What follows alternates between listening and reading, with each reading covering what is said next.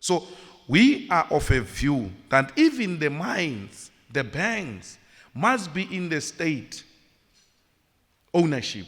But what do you do in a South African economy where already these things are in the hands of capital? You must establish your own bank as a state. To compete the existing banks, you must establish your own state-owned mining company. You must establish your own pharmaceutical company. So and by doing that, we do not shut down private ownership.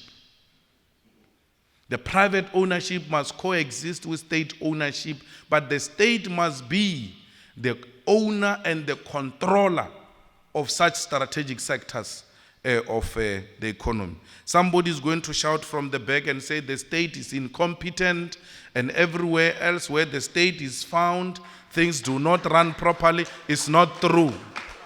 It's not true. I'm prepared to take you on, because American Army is not private owned. It's a state owned. It's the biggest employer in the whole world.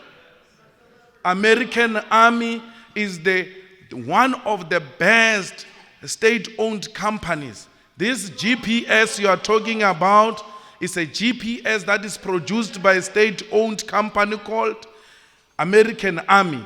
This internet you have is produced by a state-owned company called American Army. So we must not be misled that everything else state-owned is inherently corrupt and therefore it will collapse.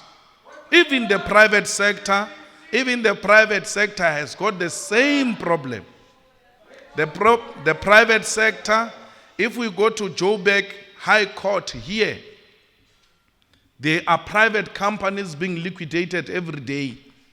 So it's not true that everything else owned by private sector is inherently progressive. We all have weaknesses. Yes, come back home. SAA, who said SAA never produced profit before?